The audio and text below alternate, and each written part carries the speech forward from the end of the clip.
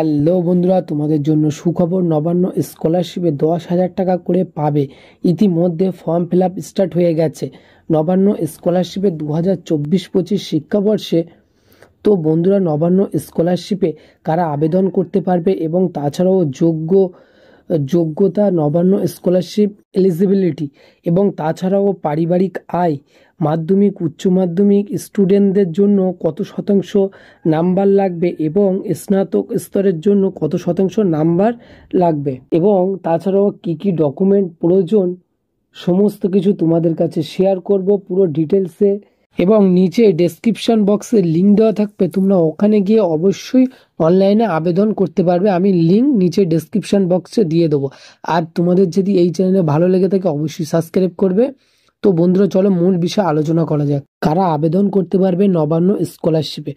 যে সকল ছাত্রছাত্রীরা মাধ্যমিক উচ্চ মাধ্যমিক পাশ করেছো এবং কলেজ পাশ করেছো, সেই সকল সমস্ত মেধাবী ছাত্রছাত্রীরা এই স্কলারশিপে আর্থিক অনুদান হিসেবে প্রতি বছর 10,000 টাকা করে পাবে, অর্থাৎ তোমরা আবেদন করতে পারবে। তো তাছাড়াও তোমাদের যোগ্যতা এবং এলিজিবিলিটি ক্রিটেরিয়া, ছাত্রছাত্রীদেরকে অবশ্যই পশ্চিমবঙ্গে স্থায়ী বাসিন্দা হতে হবে এবং পশ্চিমবঙ্গে বোর্ড, উচ্চশিক্ষা পর্ষদ এবং শিক্ষা সংসদ এর সহায়তা প্রাপ্ত যে কোনো কলেজ, বিশ্ববিদ্যালয় বা প্রতিষ্ঠানের মধ্যে পড়াশুনো করতে হবে।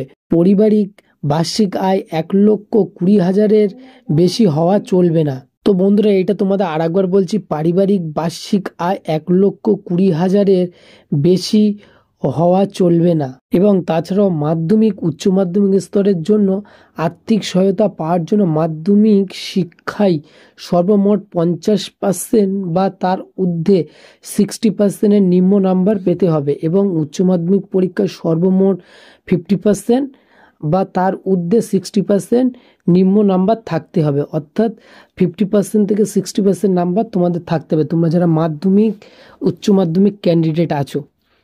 এবং তাছাড়া তোমরা স্নাতক স্তরের জন্য, অর্থাৎ তোমরা যারা কলেজে পড়ছো তাদের ক্ষেত্রেও সেম 50% বা তার ঊর্ধ্বে 53%-এর নিম্ন নাম্বার পেতে হবে। এই স্কলারশিপ পাওয়ার জন্য যে নথিগুলি অবশ্যই লাগবে সেগুলি হলো যে ডকুমেন্টগুলো তোমাদের লাগবে: পরীক্ষার মার্কশিট, মাধ্যমিক বা উচ্চ মাধ্যমিক পাশের, আধার কার্ড, রঙিন পাসপোর্ট ফটো, ছাত্রছাত্রীদের নিজস্ব ব্যাংক অ্যাকাউন্ট এবং পারিবারিক বার্ষিক ইনকাম সার্টিফিকেট, এমএলএ বা এমপির রিকমেন্ডেশন এবং একটি বৈধ মোবাইল নাম্বার এবং ইমেল আইডি অবশ্যই লাগবে এই ডকুমেন্টগুলো। তো তোমাদেরকে আবার বলছি, শেষ পরীক্ষার মার্কশিট, মাধ্যমিক বা উচ্চ মাধ্যমিক পাশের, আধার কার্ড, রঙিন পাসপোর্ট সাইজ ফটো, ছাত্রছাত্রীদের নিজস্ব ব্যাংকের অ্যাকাউন্ট, পারিবারিক বার্ষিক ইনকাম সার্টিফিকেট, রেকমেন্ডেশন, এমএলএর একটি বৈধ মোবাইল নাম্বার এবং ইমেল আইডি। তো বন্ধুরা, আজকে মূল ছিল এই ভিডিও। তোমাদের যদি একটু ভালো লেগে থাকে দয়া করে সাবস্ক্রাইব করবে। আবার নতুন কোনো ভিডিও দেখাবে, ততক্ষণ সবাই ভালো থাকবেন, সুস্থ থাকবেন। আবার নতুন কোনো ভিডিও দেখাবে, ততক্ষণ সবাই ভালো থাকবেন। আজকে ভিডিও এখানেই শেষ করছি। তোমাদের সময় অনেক ভালো কাটুক।